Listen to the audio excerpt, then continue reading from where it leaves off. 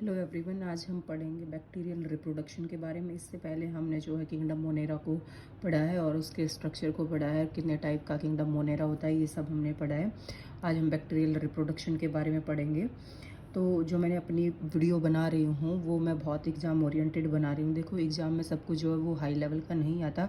Exam का भी एक ना प्रोपोर्शनल होता है कि कुछ मीडियम लेवल होता है, कुछ हाई लेवल होता है और कुछ जो है बहुत बेसिक क्वेश्चन पूछे जाते हैं। तो मैं उन सब को ध्यान में रखते हुए आपके लिए वीडियो बना रही हूँ। अगर आप लोगों को मेरी वीडियो पसंद आती है प्लीज़ लाइक करना, मेरे चैनल को सब्सक्राइब करना और शेयर करना। और मैं जल्दी आपके लिए कैसे हम एग्ज़ाम की प्रिपरेशन करें और कौन कौन सी बुक पढ़ें और क्या सिलेबस आता है उसकी वीडियो भी जल्दी बनाऊंगी। प्लीज़ मुझे कमेंट सेक्शन में बताना कि मुझे ये वीडियो बनानी चाहिए और नहीं। अब हम जल्दी से अपना टॉपिक शुरू करते हैं, बैक्टीरियल रिप्रोडक्शन। देखो, जो बैक्टीरिया में जो रिप्रोडक्शन होती है वो एसेक्सुअल रिप्रोडक्शन और सेक्सुअल रिप्रोडक्शन होती है। लेकिन बैक्टीरिया के केस में जो सेक्सुअल रिप्रोडक्शन होती है उसको हम ट्रू सेक्सुअल रिप्रोडक्शन नहीं बोलते, उसको हम बोलते हैं जेनेटिक रिकम्बिनेशन। अब उस सेक्सुअल रिप्रोडक्शन को हम ट्रू सेक्सुअल रिप्रोडक्शन क्यों नहीं बोलते?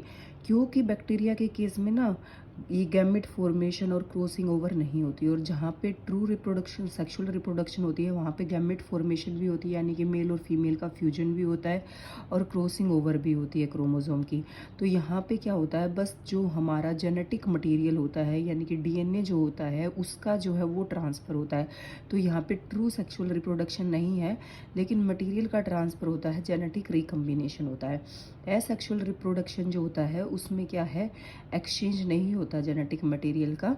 तो इसमें क्या है, ये कई तरीके से होता है। एक बाइनरी फ्यूजन होता है, कोनिडिया की फॉर्मेशन भी होती है, बडिंग भी होती है, एंडोस्पर्म फॉर्मेशन भी होती है और सिस्ट की फॉर्मेशन भी होती है। बाइनरी फ्यूजन में हमारा क्या होता है कि हमारे पास कोई भी जो बैक्टीरिया डीएनए होता है ना वो डुप्लीकेट कर जाता है, और डुप्लीकेट करने के बाद क्या होता है कि जो बैक्टीरिया की जो पार्टीशनिंग जो है दो पोर्शन में डिवाइड हो जाता है और न्यू डॉटर सेल बन जाते हैं। और ये किसके अंदर होता है, ये हमारा ई कोलाई के अंदर होता है। तो एग्ज़ाम में ना ये पूछ लिया जाता है कि कौन सा रिप्रोडक्शन बैक्टीरिया के अंदर होता है, कौन कौन से हैं, तो इनके नाम भी पूछ लिए जाते हैं। और ये भी पूछ लिया जाता है एसेक्सुअल और जेनेटिक रिकम्बिनेशन, सेक्सुअल। तो ये चीज़ें एग्ज़ाम में आती हैं। जो ई कोलाई होता है उसमें जो डिवाइड होती है वो 20 मिनट लगाती है डिवीजन में।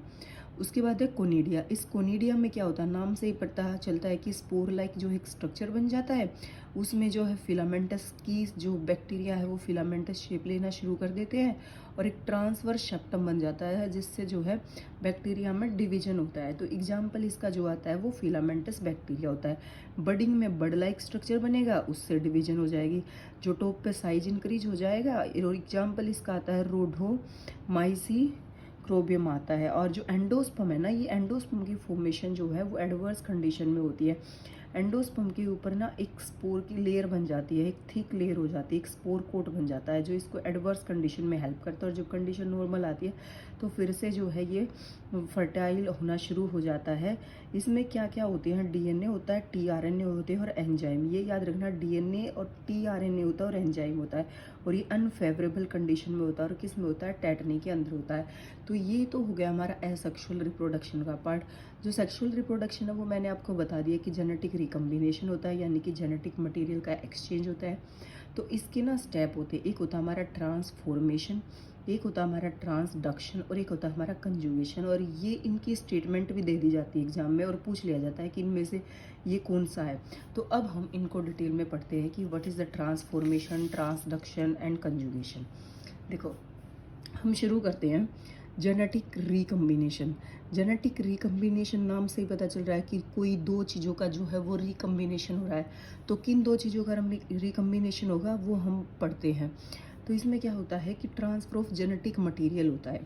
इन बैक्टीरिया मैंने बता दिया कि कोई भी ट्रू सेक्सुअल रिप्रोडक्शन नहीं होती। और ट्रू सेक्सुअल रिप्रोडक्शन का मीनिंग क्या हो गया कि ट्रू सेक्सुअल रिप्रोडक्शन का मीनिंग यही हो गया कि वहाँ पे ना तो क्रॉसिंग ओवर होता ना मियोसिस होता। जैसे प्लांट और एनिमल्स में होता है क्रॉसिंग ओवर होती है या मियोसिस होता है, प्लांट और एनिमल के केस में होता है। But in prokaryotic there is no gamete formation, कोई गैमेट भी नहीं होती।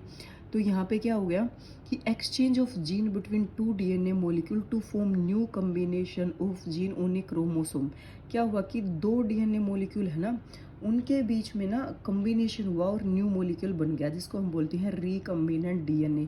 इसमें हमारे पास कोई भी डीएनए का फ्रेगमेंट होगा, उसको ले जाने के लिए हमारे पास एक वेक्टर चाहिए और रिकम्बिनेंट जो है वो फॉर्म बन जाती है। इसलिए इस प्रोसेस को हम बोलते हैं जेनेटिक रिकम्बिनेशन। अब क्या है बैक्टीरियल कंजुगेशन, मतलब कंजुगेट, कुछ चीज़ कंजुगेट हुई, यानी कि कंजुगेट क्या हुई, बैक्टीरिया, तो बैक्टीरिया ही कंजुगेट हुई, इसलिए इसको हमने बोला बैक्टीरियल कंजुगेशन। देखो जो बैक्टीरियल कंजुगेशन था वो सबसे पहले किसने दिया, अभी याद कर लेना, जे लैडबर्ग और एडवर्ड टोटम ने दिया। ये एग्जाम में पूछा जाता है कि जो बैक्टीरियल कंजुगेशन है वो किसने दिया। कंजुगेशन में क्या होता है कि ट्रांसफर ऑफ जेनेटिक मटेरियल, एक बैक्टीरिया से दूसरे बैक्टीरिया में जो ट्रांसफ़र होता है वो जेनेटिक मटेरियल का, वो कैसे होता है, डायरेक्ट कॉन्टैक्ट से, थ्रू कंजुगेशनल ट्यूब से और मैटिंग से। और ये स्टेटमेंट जो है हमें एग्जाम में मिल जाती है कि डायरेक्ट कॉन्टैक्ट से। देखो अगर कंजुगेशन ट्यूब होगा तो सब है, सबको समझ में आ जाएगा कि बैक्टीरियल कंजुगेशन है। मैटिंग से जो होगा तो भी कंजुगेशन ही है। डायरेक्ट कॉन्टैक्ट याद रखना, ये वाली स्टेटमेंट एग्जाम में दे दी जाती है तो उसमें होता है बैक्टीरियल कंजुगेशन। इसमें क्या होता है कि एक बैक्टीरिया हमारा डोनर की तरह काम करता है और एक रेसिपिएंट की तरह काम करता है। देखो ये कोई बैक्टीरिया है, इसमें ये हमारा एफ प्लाज्मिड हो गया, ये बैक्टीरियल क्रोमोसोम हो गया, और ये जो पिल्ली है ना, ये कंजुगेशन में हेल्प करती है और इनकी अटैचमेंट हो जाती है, मैं आगे प्रोसीजर में बताऊंगी, और उससे जो है वो जेनेटिक मटेरियल का जो है ट्रांसफ़र हो जाता है।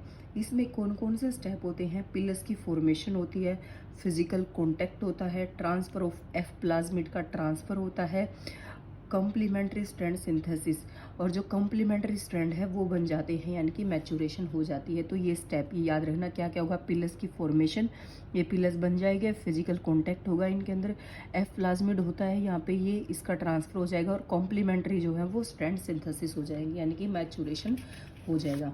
हम पढ़ते हैं, देखो हमारे पास क्या है, ये एक बैक्टीरिया है, एक डोनर की तरह काम करेगा, एक रेसिपिएंट। याद रखो डोनर की तरह कौन करता है, एफ पॉजिटिव जो है वो डोनर की तरह करता है, जिसको हम मेल सेल बोलते हैं, और एफ नेगेटिव जो है वो रेसिपिएंट की तरह काम करता है और जिसको हम फीमेल सेल बोलते हैं।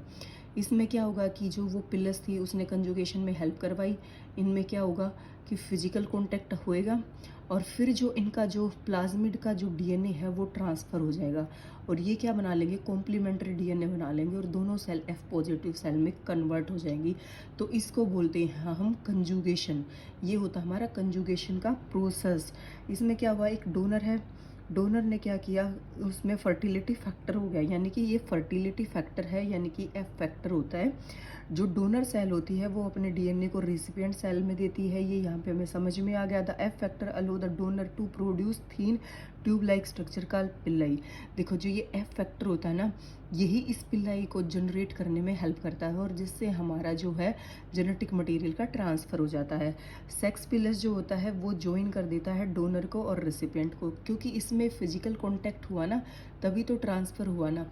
देखो कंजुगेशन में हमें इतना याद रखना है कि एक तो यहाँ पे हमारे पास जो है वो फिजिकल कांटेक्ट होगा, उसमें दो सेल होती है, एक एफ पॉजिटिव सेल होती है, एक एफ नेगेटिव सेल होती है। एफ पॉजिटिव को हम मेल बोलते हैं, एफ नेगेटिव को हम फीमेल बोलते हैं। और एग्जाम में ये भी पूछा जाता है कि एफ नेगेटिव सेल कौन सी है, फीमेल है या मेल है, तो एफ नेगेटिव जो है वो फीमेल है।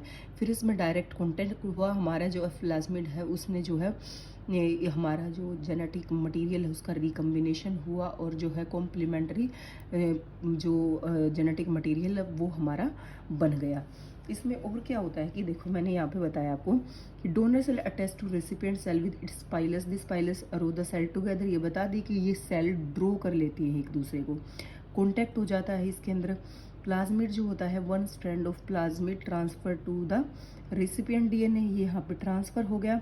The recipient synthesize a complementary strand to become and F positive cell, the donor synthesis a complementary strand restoring its complement strand. देखो यही हुआ, इसमें ये एफ पॉजिटिव सेल और ये दोनों जो है वो कॉम्प्लीमेंट जो है वो सेल बन गई। आई होप आपको समझ में आ गया होगा।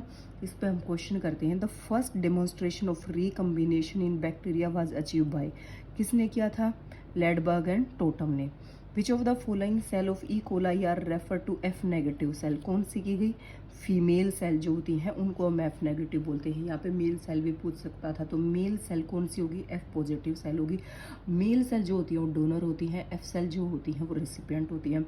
What is the shape of DNA in male cell of E coli, कौन सी शेप होती है, सर्कुलर शेप होती है।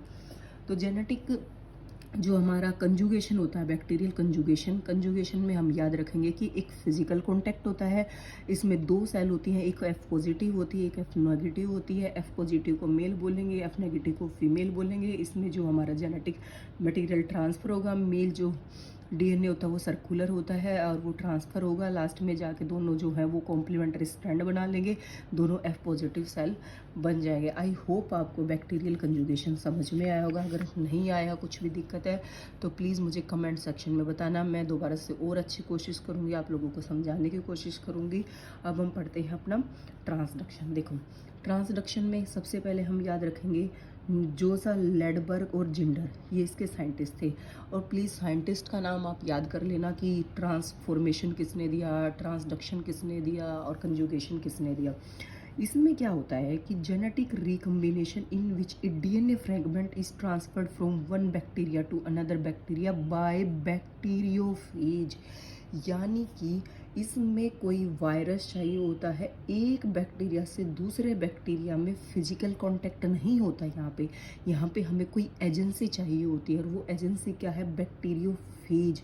यानी कि बैक्टीरियो जो फेज होता है वो हमारा जेनेटिक मटेरियल को भेजने में हेल्प करता है एक बैक्टीरिया से दूसरे बैक्टीरिया के अंदर।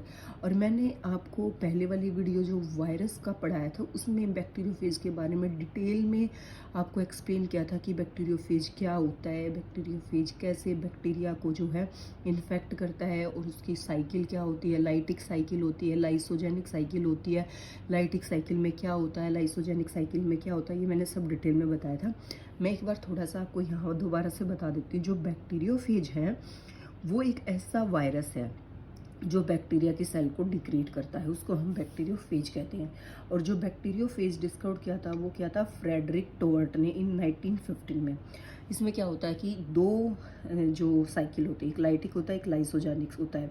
देखो एक इम्पोर्टेंट बात ये है कि all bacteriophage can be transducer but not all bacteria are transducible. इसका मतलब ये होता है कि जो बैक्टीरिया होते हैं ना उनमें अपना जेनेटिक मटेरियल होता है, साथ में प्लाज्मिड होता है। तो देखो प्लाज्मिड जो है वो एसेंशियल नहीं होता कि सभी बैक्टीरिया में हो, तो जिस बैक्टीरिया में नहीं होगा तो ये वहाँ पे काम नहीं करेगा। The bacteriophage containing the bacteria DNA is called transducer DNA. तो जो बैक्टीरियोफेज कंटेनिंग बैक्टीरियल डीएनए, जिस भी बैक्टीरियोफेज में बैक्टीरियल डीएनए होगा उसको हम ट्रांसड्यूसेबल डीएनए बोलते हैं। अब आते हैं हम अपनी ट्रांसडक्शन की मोस्ट इंपॉर्टेंट बात पे।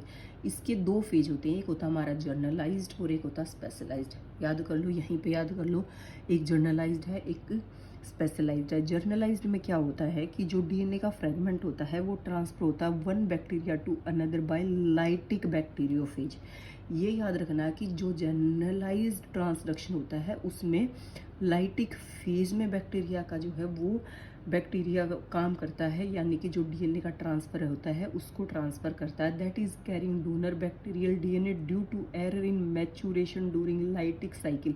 यानी कि मैच्यूरेशन के टाइम, कॉम्प्लीमेंट्री स्ट्रैंड बनाने के टाइम जो भी एरर आता है ये उस टाइम काम करता है। तो आपको कुछ याद नहीं रखना, कुछ ज़्यादा याद ना रहे तो इतना ज़रूर याद रखना कि जो जर्नलाइज ट्रांसडक्शन होता है वो लाइटिक बैक्टीरियोफेज के टाइम होता है। इसमें क्या होता है कि जो बैक्टीरियल डीएनए है ना वही ट्रांसफ़र होता है, वायरस डीएनए ट्रांसफ़र नहीं होता। और बैक्टीरियो जो लाइटिक बैक्टीरियोफेज है उसको वर्गुलेंट फेज भी बोलते हैं। ये बहुत ज़रूरी है, ये बहुत याद रखना आपको कि जो लाइटिक फेज होता है उसको वर्गुलेंट फेज भी बोलते हैं। और इसमें रेप्लिकेशन जो होता है वो इमीडिएट होती है। तो इसमें आपको तीन बात याद रखनी है कि जो जर्नलाइज ट्रांसडक्शन होता है वो लाइटिक जो बैक्टीरियोफेज होता है उस साइकिल में होता है और इसमें बैक्टीरियल डीएनए जो है ट्रांसफ़र होता है, वायरस नहीं होता। और इसका दूसरा नाम जो है वर्गुलेंट भी होता है। अब हम पढ़ते हैं स्पेशलाइज। स्पेशलाइज में क्या होता है, इसमें जो डीएनए का फ्रेगमेंट है वो हमारा जो ट्रांसफ़र होता है वो लाइसोजेनिक लाइफ साइकिल होता है, उस टाइम होता है। प्लीज़ आप वायरस की वीडियो पे जाइए, वायरस को पूरा पढ़िए, वहाँ पे आपको लाइटिक और लाइसोजेनिक लाइफ साइकिल बिल्कुल पूरा का पूरा समझ में आ जाएगा और वहाँ से ही आपको पता चल जाएगा कि इस लाइटिक बैक्टीरियोफेज में जो है बैक्टीरियल डीएनए क्यों ट्रांसफ़र हो रहा है और वायरस क्यों नहीं हो रहा। अगर आपको कुछ भी दिक्कत आए इसको समझने में और कुछ भी हो तो please do let me know in the comment section. तो इसमें जो लाइसोजेनिक लाइफ साइकिल है ना, वो due to error in spontaneous transduction, देखो इसमें जो एरर आया था वो मैचुरेशन के टाइम पे आया था और इसमें ऐसे स्पॉन्टेनियस कोई भी एरर आ जाता है और उस टाइम जो है ये इंजर्टेड हो जाता है। इसमें याद रखना कि जो स्पेशलाइज्ड है उसमें लैम्बडा जो है ना, lambda phase, lambda is example of transduction phase.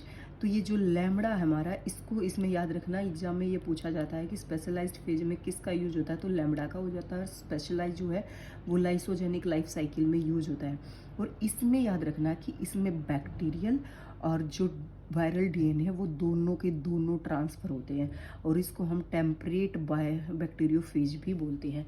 तो इसमें जितना भी है वो सब याद करना है, एक भी पॉइंट जो है आपका ये ब्लू वाला आपको छोड़ना नहीं है, सब कुछ याद रखना। देखो ट्रांसडक्शन में जो होता है वो डायरेक्ट कॉन्टेक्ट नहीं होता, उसमें जो जेनेटिक मटेरियल होता है यानी कि जो डीएनए होता है वो एक बैक्टीरिया से दूसरे बैक्टीरिया में किसी एजेंसी के थ्रू जाता है और उस एजेंसी को बोलते हैं हम बैक्टीरियोफेज।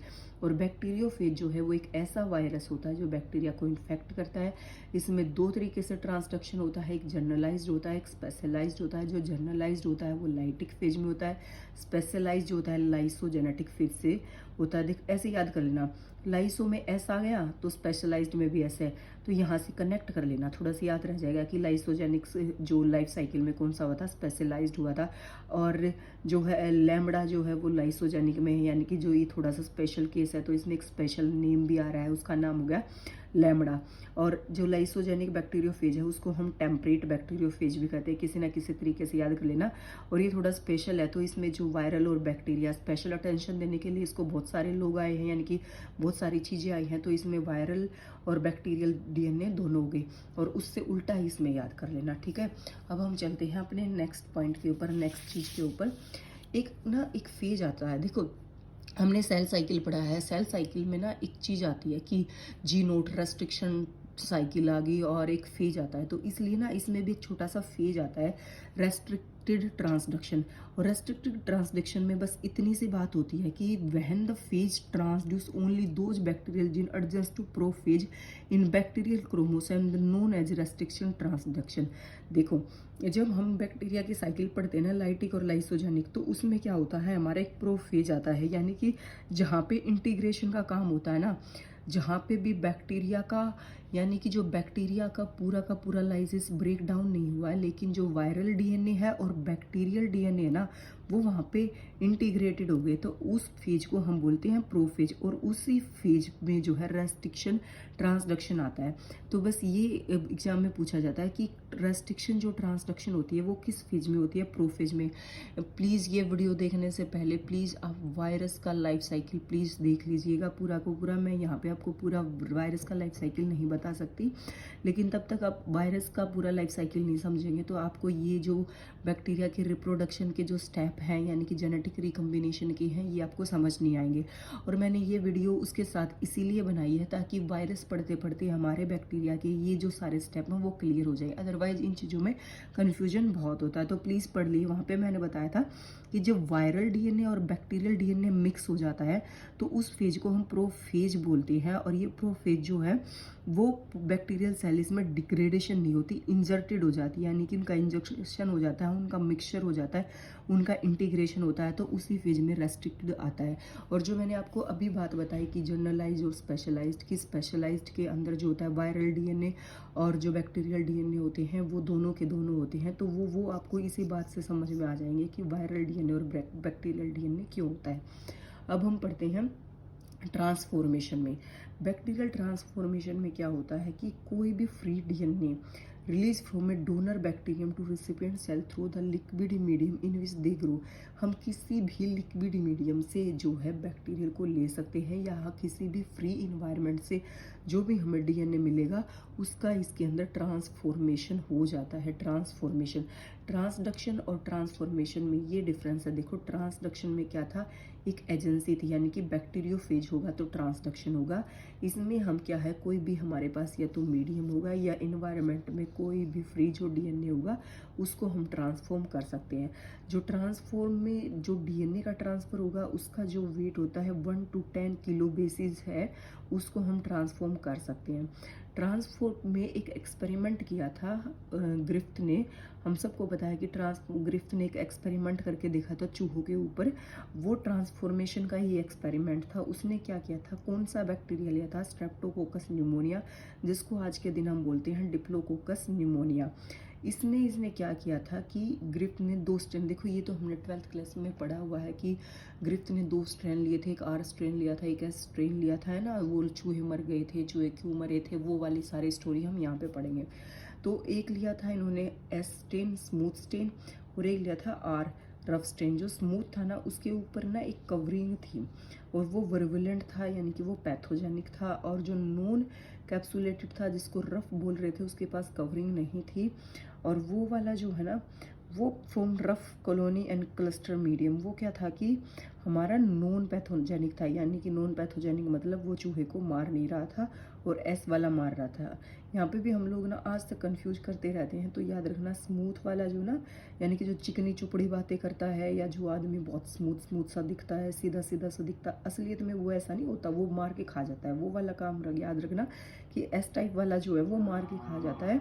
और जो आर टाइप वाला होता है ना, जो रूड सा दिखता है, हमें सीधी बात मुंह पे बोल देता है, अरे बड़ा रूड है, वो आदमी ऐसे मार के नहीं खाता। तो वो चीज़ याद रखना कि आर टाइप वाला जो है वो मारता नहीं है, और एस स्ट्रेन जो है वो मार देता है, क्योंकि चिकनी चुपड़ी बातों को तो अपने ऊपर की कवरिंग चाहिए ना, वैसे ही इसमें होता है। तो हम ग्रिफ्थ का एक्सपेरिमेंट पढ़ते हैं। देखो इसमें क्या हुआ कि लिविंग सेल ली, यानी कि एस स्ट्रेन लिया, जो कि कैप्सूल था, ठीक है। अंदर तो जहर है, तो जहर को तो छिपाना पड़ेगा किसी चीज़ से, तो वो कैप्सूलेटेड था। तो जब इसको चूहे को वो इंजेक्शन दिया गया तो बेचारा चूहा मर गया। अब हमने आर टाइप का लिया, रूड है, सबको पता है पहले से रूड है, तो कोई कहीं टक्कर वक्कर ना मार दे, तो सब अपना ध्यान ही रखेंगे। तो जो माउस है वो नहीं मरा, तब आर वाला दिया, तो माउस जो है वो हेल्दी रहा। फिर क्या किया कि जो हीट किल्ड एस ले लिया, जो ये हमारा एस वाला था ना, इसको हीट कर दिया गया, ठीक है। तो ये क्या है, नॉन पैथोजेनिक।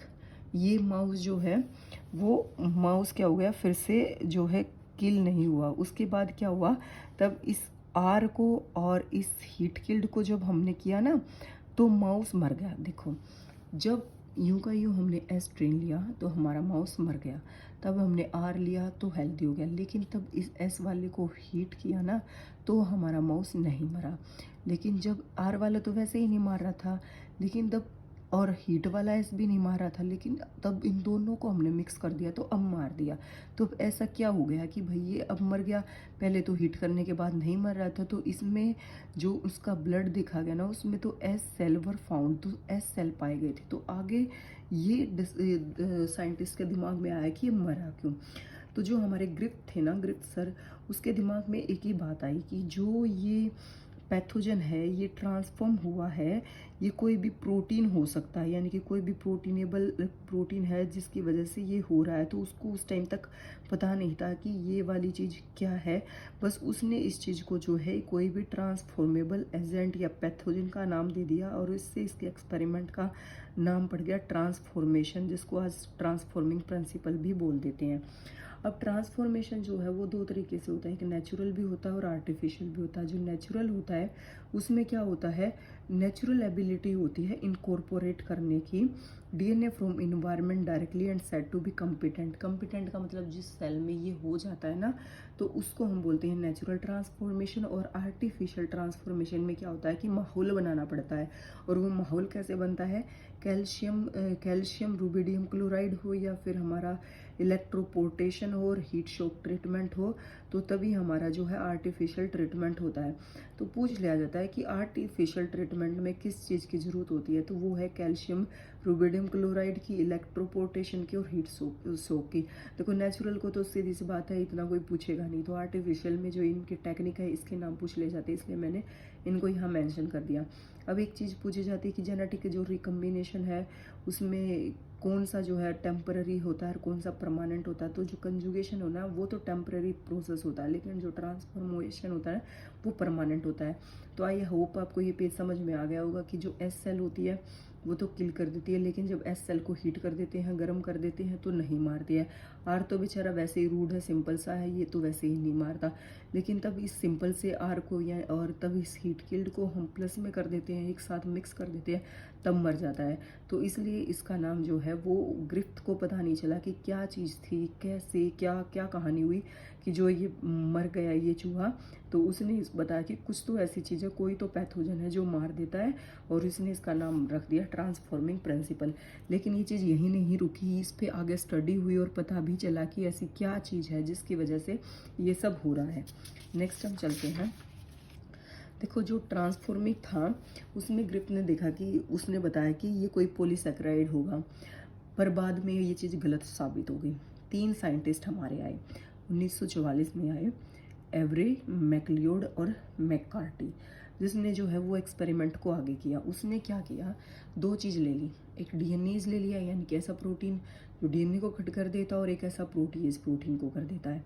तो जब डीएनएज और हीट ट्रीट एस और आर जो लिए गए तो चूहा अलाइव था, यानी कि जिंदा था, और जब प्रोटीन लिया गया तो चूहे की डेथ हो गई। तो इससे क्या पता चला कि जो नॉर्मली हमारा हीट ट्रीटेड और आर थे वो नॉन पैथोजेनिक थे, लेकिन हीट किल्ड जो हमारा एस था उसने क्या किया कि वो देखो उसमें हमारा डीएनए तो था, डीएनए इतना भी कमज़ोर नहीं है कि वो एक नॉर्मल से टेम्परेचर पे मर जाए, उसको डिग्रेड करने के लिए हाई टेम्परेचर हमें चाहिए होता है। तो ये जो एस वाला जो डीएनए था ना, अपना जो डीएनए था वो आर टाइप में, यानी कि नॉन जो वर्वेलेंट था, यानी कि जो पैथोजेनिक नहीं था, उसमें ट्रांसफर कर दे रहा था। इसलिए जो है कोई दिक्कत नहीं आ रही थी, उसमें ट्रांसफ़र कर दिया था। तो अब साइंटिस्ट ने क्या किया, तब सॉल्यूशन में डीएनए डाला ना, तो क्या हुआ कि जो डीएनए है वो डीनेचर हो गया, यानी कि ट्रांसफॉर्मेशन जो है वो नहीं हुआ, डीएनए डीनेचर हो गया। और तब प्रोटीन डाला ना, तो क्या हुआ, जो प्रोटीन को सॉल्यूशन में डाला तो आर टाइप स्ट्रेन जो था ना वो वर्वुलेंट, यानी कि अब पैथोजन बन गया, और उसने जो है उसकी डेथ कर दी, यानी कि चूहे की डेथ कर दी। तो इससे क्या साबित हुआ कि जो डीएनए है ना, डीएनए वो जेनेटिक मटेरियल नहीं है, प्रोटीन बेचारा कुछ नहीं कर रहा, सारा करा काम डीएनए का है, और डीएनए ही जेनेटिक मटेरियल है। और यहाँ से ये भी प्रूव हो गया कि जो जेनेटिक मटेरियल है वो डीएनए है, यानी कि ये भी क्वेश्चन पूछा जाता है कि जो जेनेटिक मटेरियल कौन है और उसके साइंटिस्ट कौन थे, तो ग्रिफ्थ नहीं, उसके साइंटिस्ट थे एवरी, मैकलियोड और मैककार्टी।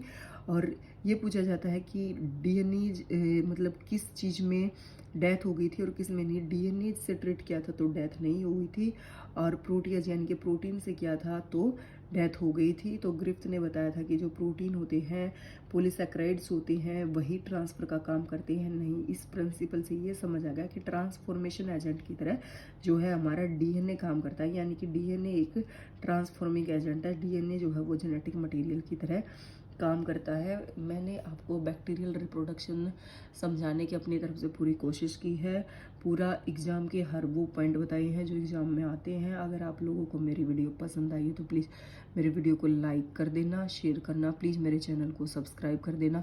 अगर आपको कहीं भी कोई भी डाउट है, किसी भी चीज़ को समझने में कोई भी दिक्कत हो रही है, प्लीज़ आप मेरे को कमेंट सेक्शन में बता देना। अगर आपको चाहिए कि मुझे इस चीज़ पर वर्क करना चाहिए, ये चीज़ बढ़िया बनानी चाहिए, बेहतर बनानी चाहिए, या फिर नेक्स्ट ये चीज़ देनी चाहिए, तो please do let me know in the comment section. Please मेरे चैनल को सब्सक्राइब कर लेना। Thank you.